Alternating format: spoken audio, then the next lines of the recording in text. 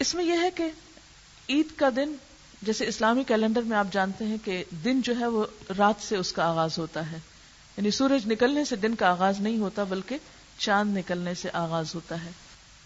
تو اس سے یہ بھی پتہ چلتا ہے کہ مسلمان کام کرنے میں جلدی کرتے ہیں، ارلی کام شروع کرتے ہیں، تاخیر نہیں کرتے.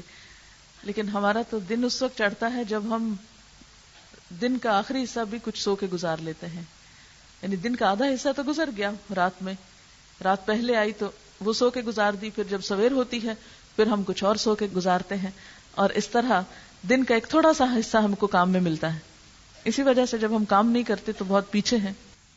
بہرحال جب چاند نظر آئے، اور چاند دیکھنے کا بھی اہتمام کرنا چاہیے، اور وہ اہتمام ٹیلی ویژن کے ذریعے نہیں ہونا چاہیے کہ ہم ٹیلی ویژن کے آگے بیٹھ جائیں اور یہ کسی وقت اعلان کر دیں گے اور ہمیں پتہ چل جائے گا آسان طریقے سے کہ عید ہے کل یا نہیں ہے، یا اس کا بھی بعض اوقات نہیں کرتے اور ایک دوسرے کہتے ہیں اچھا تمہیں نظر آ گئے، تمہیں پتہ چلا تو مجھے فون کر دینا. تو اس میں یہ ہے کہ کوئی بھی چیز جو عزیز ہوتی ہے، پیاری ہوتی ہے، اس کا انتظار ہوتا ہے، استقبال ہوتا ہے. تو اسی طرح آپ عید کا انتظار اور استقبال کریں گے اور وہ چاند سے ہوگا. چاند دیکھنے کا اہتمام کریں کسی کھلی جگہ پر یا کسی اونچی جگہ پر، یا جو بھی ممکن ہو، جس حد تک ممکن ہو. اور جب چاند نظر آ جائے تو اس کے بعد مسنون دعا پڑھیں، اور وہ ہے اللہم اہلہ علینا بالامن والایمان والسلامت والاسلام لما تحب وترضى ربی وربک اللہ. یہ دعا پڑھنے کے بعد یہ ہے کہ ایک طرف خوشی شروع ہو رہی ہوتی ہے اور دوسری طرف رمضان کے جانے کا بہت دکھ اور افسوس ہوتا ہے. ایک قدرتی سی فیلنگ آتی ہے آخری روزے کے دن جو بہت ہی تکلیف دہ ہوتی ہے. یوں لگتا ہے جیسے کوئی بہت عزیز ترین ساتھی جدا ہو کے جا رہا ہو. پھر یہ کہ قرآن پاک کے ساتھ ایک خاص قسم کا تعلق اور رشتہ اور اہتمام اور ایک پوری روحانی اور ایمانی کیفیت ہوتی ہے.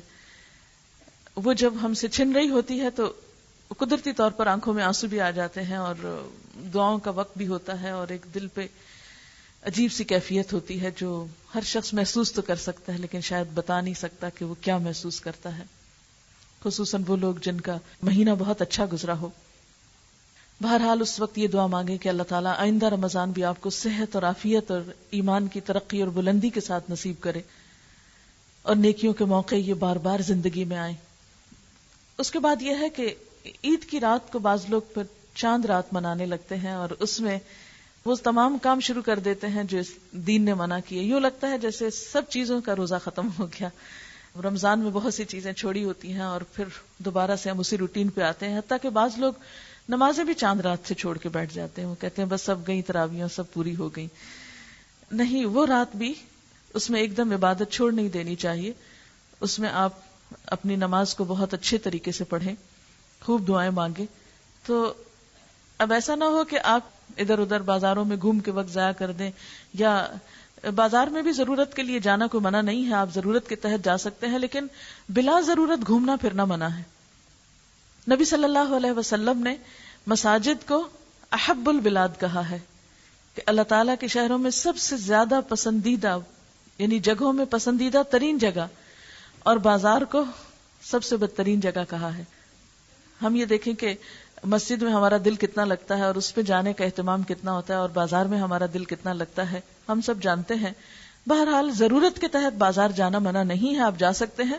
لیکن عام طور پر یہ دیکھنے میں آیا کہ بہت سے لوگ چاند رات کو ضرورت کے تحت نہیں جاتے، محض شغل میلے کے لیے جاتے ہیں، اور اس میں بعض اوقات بہت سی خرابیاں اور خرافات بھی دیکھنے میں آتی ہیں. یہاں کو تو مجھے معلوم نہیں، لیکن میں تو اپنے پچھلے تجربے کو سامنے رکھ کر بات کر رہی ہوں.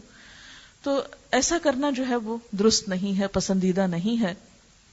اس میں اگر مہینہ بھر آپ رمضان میں عبادت میں مصروف رہے اور عید کی کچھ چیزیں ابھی آپ کی رہتی ہیں تو آپ ضرور جائیے، شوق سے اپنی ضرورت پوری کیجیے اور پھر واپس آئیے اور وقت پر سونے کی کوشش کیجیے. عید رات کو اگر آپ کو جاگنا ہے تو کسی عبادت کے لیے تو جاگیں، اور اس کی کوئی مخصوص عبادت نہیں ہے. نوافل وغیرہ آپ ادا کر سکتے ہیں، لیکن اس کے بعد یہ ہے کہ آپ کو جلدی سو جانا چاہیے تاکہ آپ سویرے جلدی اٹھ سکیں، کیونکہ صبح میں کرنے والا کام جو ہے وہ آپ کو تیار ہونا ہے نماز کے لیے، اور اس میں زیب و زینت کا اہتمام کرنا ہے. لیکن یہ کہ مردوں کو جیسے ریشمی لباس کے پہننے سے منع کیا گیا ہے، لیکن یہ کہ عورتیں ریشمی لباس پہنے، نہائیں، غسل کریں، اور پھر نماز پہ جانے سے پہلے تک فطرانہ ادا ہو جانا چاہیے. نماز سے پہلے اگر ادا کریں گے وہ تو فطرانہ ہوگا، اور اگر بعد میں کریں گے تو وہ صرف صدقہ ہوگا. تو اس میں یہ ہے کہ آپ فطرانہ جو ہے اس کو ادا کرنے کا اہتمام کریں. بلکہ میں تو یہ چاہوں گی کہ آپ لوگ ابھی سے ہی اپنا فطرانہ نکال دیں، تاکہ جن لوگوں کو ضرورت مندوں کو کھانا بھیجنا ہے آپ کو، یعنی اس میں بہتر تو یہی ہے کہ آپ اجناس میں سے کچھ بھیجیں، لیکن اگر نہیں تو پیسے کی شکل میں بھی مدد کی جا سکتی ہے. لیکن یاد رکھیے یہ غریبوں کا حق ہے جو انہیں وقت سے پہلے پہنچ جانا چاہیے کہ وہ بھی اپنے لیے عید کی کوئی خوشیوں کا اہتمام کر سکیں. بعض اوقات یہ ہوتا ہے کہ فطرانہ جیب میں ہوتا ہے اور آپ نماز میں چلے جاتے ہیں اور وہ رہ جاتا ہے، بھول بھی سکتے ہیں. تو اس بھول چوک سے بچنے کے لیے بہتر ہے کہ آپ اس سے پہلے ہی یہ سب کر لیں.